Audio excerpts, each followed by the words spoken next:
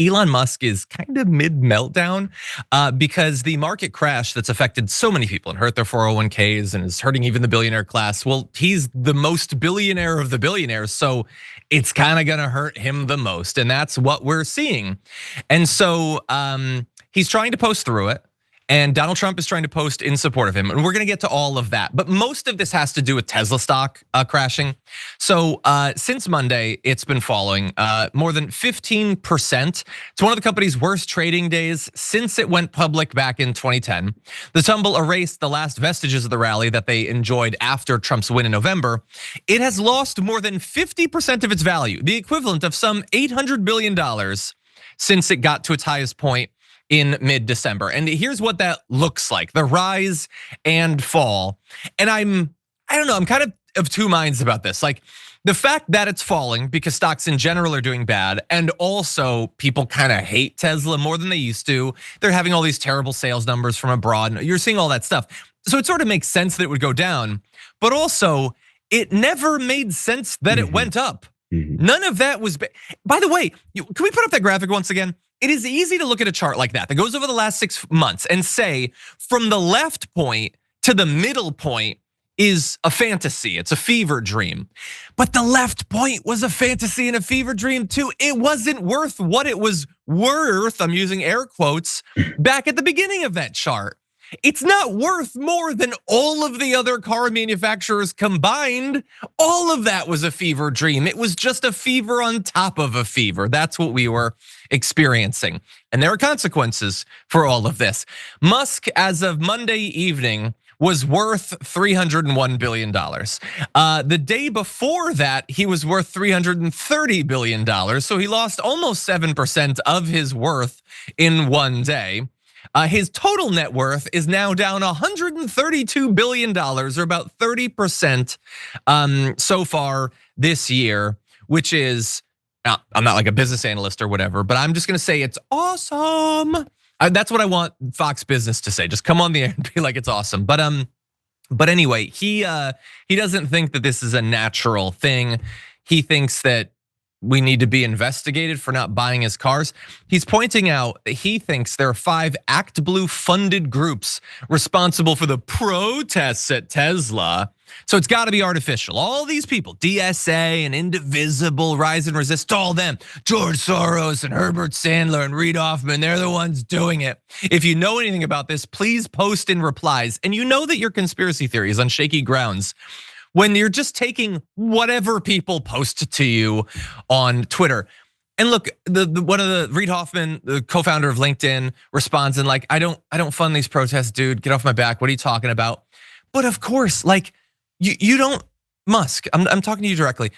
You don't get why people might not like Tesla these days? Like you can't grasp that? I'm not saying you have to think that they're right, but you can't understand why some people might have problems with the company most closely affiliated with you and your brand. And by the way, he's flailing.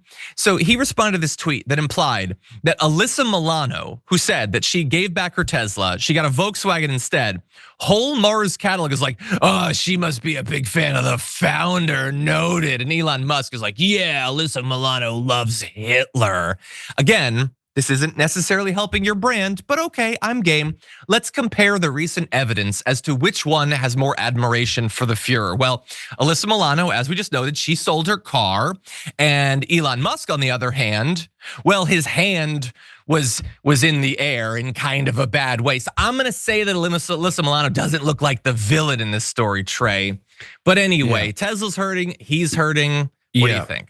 Again, this is another one I've been waiting on for so long because, as you alluded to, I've been so confounded by Tesla's apparent value throughout these past, couple of years. I'm not, I'm pretty business dumb too, but I kept thinking like, there's no way it makes sense for this, electric vehicle manufacturer to purposefully antagonize the entire demographic of people most likely to buy electric vehicles in favor of like coal rolling dumbasses who wouldn't be caught dead in an electric car just because they jerk you off on Twitter. But he's been doing that for a long time, and for a big chunk of that time, their value, Tesla's value kept going up. And the whole time, I was like, I felt like I was taking crazy pills. I was like, how is that? That doesn't make any sense. It's like you said, you look at the sales numbers of like Ford versus them or whatever, compared to their market cap of the value, and none of it, it just made it all seem like, completely made up, which I kind of feel like at the end of the day it is. But either way, you had to think at some point the rubber would meet the road, as it were. And I guess that's finally happening. And yes, I have more than a small amount of Schadenfreude over it for sure. I'm experiencing some of that. But yeah, it's. Speaking of Germany. Yes, right. Speaking of Germany, and that Alyssa Milano Hitler thing, which is a wild thing to say, but that whole thing with Elon is, very par for the course for them in terms of the complete lack of self-awareness that it entails. So it's wild times. But yeah, I hope it continues to fall off a cliff. I mean, I live in Southern California. When I first moved here 8 years ago, Tesla's all over the place. Every Hollywood person, woke Hollywood, liberal Hollywood, they were obsessed with Teslas. They all had a Tesla. And now, they wouldn't dream of being called in a Tesla. For a while, they're putting little bumper stickers on them. I bought this before I knew he was insane, that type of thing. And now they're all getting rid of them as fast as they can. And I've been thinking, it's a weird strategy. That's got to be bad, like 100%, yeah. You don't. I guess it's finally happening. You live by the hype and you die by, I don't know, the fact that nobody likes your dude anymore. Like, that's what it is. And so my final point on Alyssa Milano, I take my journalistic ethics very seriously. The evidence, that's not the only evidence. She did, I think she Skyped into the AfD, the German party, the sort of the philosophical heirs of the Nazis. That is true that she Skyped in and supported them before the recent German election. What? Wait, sorry, no, that was Elon Musk. I apologize. No, that was Elon Musk. All right. Wait, that makes him look bad here. What have I done? You really sold me on that for a minute. I was like, what? Did she get tricked? What happened? Like, we don't. That's out of character. You haven't been on recently. You don't know my sarcasm signals. But anyway, also, I just want to quickly mention before we move on to other Truth Social posts. So the Elon Musk is hurting because of the protests and people don't want to buy his cars. You might soon not have a choice because Donald Trump posted, among other things, let's see, that the radical left lunatics, as they often do, are trying to illegally and collusively boycott Tesla.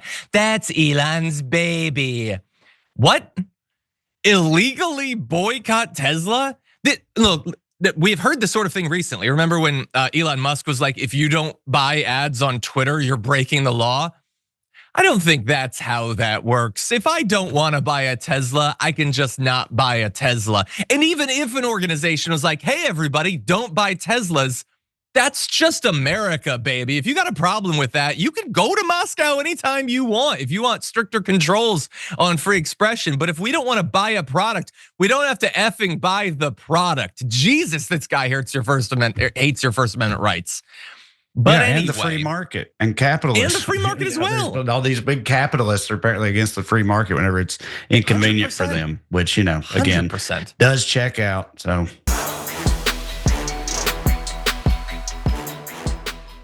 Members make a difference here at TYT. You help make the show happen, and we see you in the chat with your loyalty badge. Click the join button to become a member today.